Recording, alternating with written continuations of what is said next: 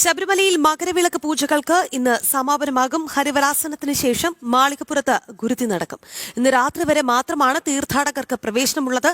നാളെ പുലർച്ചെ രാജപ്രതിനിധി തൊഴുത് പടിയിറങ്ങുന്നതോടുകൂടി ക്ഷേത്രനട അടയ്ക്കും.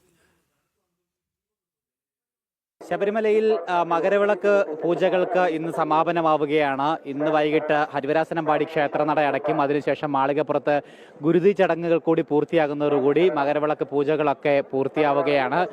ഇന്ന് രാത്രി വരെ മാത്രമാണ് തീർത്ഥാടകർക്ക് ശബരിമലയിൽ പ്രവേശനം അനുവദിച്ചിരിക്കുന്നത്.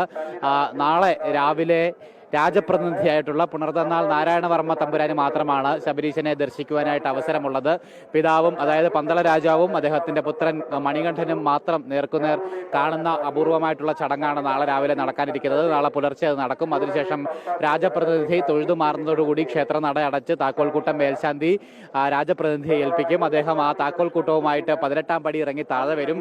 ശേഷം താക്കോൽക്കൂട്ടം തിരികെ മേൽശാന്തിയെ ഏൽപ്പിച്ച് തിരുവാഭരണങ്ങളുമായിട്ട് പന്തളം രാജാവ് പന്തളത്തേക്കുള്ള യാത്ര ആരംഭിക്കും. അതോടുകൂടി ഈ മണ്ഡല മകരവിളക്ക് കാലത്തിന് കൂടി സമാപ്തിയാവുകയാണ്. എന്തായാലും നെയ്യഭിഷേക ചടങ്ങുകളൊക്കെ ഇന്നലെ കൊണ്ട് പൂർത്തീകരിച്ചിട്ടുണ്ടായിരുന്നു. ഇന്നിപ്പോൾ ക്ഷേത്രം കേന്ദ്രീകരിച്ചുള്ള പ്രധാനപ്പെട്ട ചടങ്ങുകളായിട്ടുള്ള ഉഷപൂജ, ഉച്ചപൂജ, പടിപൂജ അടക്കമുള്ള ചടങ്ങുകൾ ഇന്ന് നടക്കുന്നുണ്ടാവും. ഒപ്പം ഇന്നത്തെ ഏറ്റവും പ്രധാനപ്പെട്ട ചടങ്ങ് മാളികപ്പുറത്തെ ഗുരുതി ചടങ്ങാണ്. ഹരിവരാസനത്തിന് ശേഷമായിരിക്കും മാളികപ്പുറത്ത് ഗുരുതി ചടങ്ങുകൾ, പരിഹാര ക്രിയകളുടെ ഭാഗമായിട്ടുള്ള ഗുരുതി ചടങ്ങുകൾ ആരംഭിക്കുന്നുണ്ടാവുക. ഇന്നലെ രാത്രിയോടുകൂടി എഴുന്നള്ളിപ്പ് ചടങ്ങുകൾ പൂർത്തിയായിട്ടുണ്ട്. മകരവിളക്കിന് ശേഷം 5 നാൾ മണിമണ്ഡപത്തിൽ അയ്യപ്പന്റെ കളമെഴുത്തും പാട്ടും ഉണ്ടായിരുന്നു. അതിനുശേഷം മണിമണ്ഡപത്തിൽ നിന്ന് എഴുന്നള്ളിപ്പ് 4 നാൾ, ആദ്യ 4 നാൾ കൊടിമര ചുവട്ടിൽ വന്ന് അവിടെ നിന്ന് നായാട്ടുവിളി ചടങ്ങുണ്ടായിരുന്നു.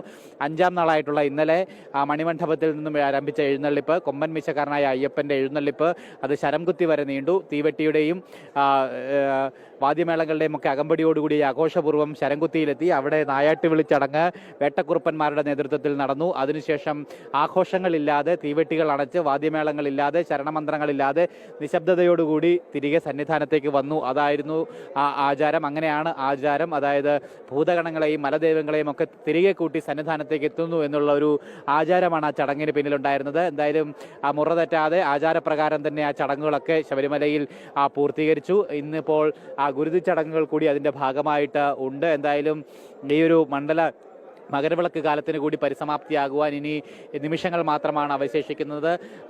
ഒപ്പം വലിയ ഭക്തജന തിരക്ക് ഈ ദിവസങ്ങളിൽ സന്നിധാനത്ത് അനുഭവപ്പെട്ടുകൊണ്ടേയിരിക്കുന്നു. ഇന്നിപ്പോൾ വൈകുന്നേരം തൊഴുതിറങ്ങാവുന്ന രീതിയിലുള്ള തീർത്ഥാടകരെ മാത്രമേ പമ്പയിൽ നിന്നും നിലയ്ക്കൽ നിന്നും സന്നിധാനത്തേക്ക് കടത്തിവിടുകയുള്ളൂ. എന്തായാലും രാവിലത്തെ ആദ്യ മണിക്കൂറുകളിൽ വലിയ ഭക്തജന തിരക്കുണ്ട്. കഴിഞ്ഞ ദിവസങ്ങളിലൊക്കെ നല്ല തിരക്ക് അനുഭവപ്പെട്ടിട്ടുണ്ടായിരുന്നു. 1 ലക്ഷത്തിന് മുകളിൽ തീർത്ഥാടകർ പോകുന്ന രീതിയിൽ തിരക്ക് കഴിഞ്ഞ ദിവസങ്ങളിലൊക്കെ അനുഭവപ്പെട്ടിട്ടുണ്ടായിരുന്നു. എന്തായാലും അവസാന ദിവസങ്ങളിൽ തിരക്കേറുകയാണ് എന്നുള്ളതാണ് നമുക്ക് ഇവിടെ നിന്ന് കാണുമ്പോൾ മനസ്സിലാക്കുവാനായിട്ട് സാധിക്കുന്നത്. എന്തായാലും ആചാരപ്രകാരമുള്ള ചടങ്ങുകളൊക്കെ പൂർവാധികം ഭംഗിയായി തന്നെ ശബരിമലയിൽ അതിൻ്റെ അവസാന ഘട്ടത്തിലേക്ക്, ശുഭപര്യവസാനത്തിലേക്ക് കടക്കുകയാണ്.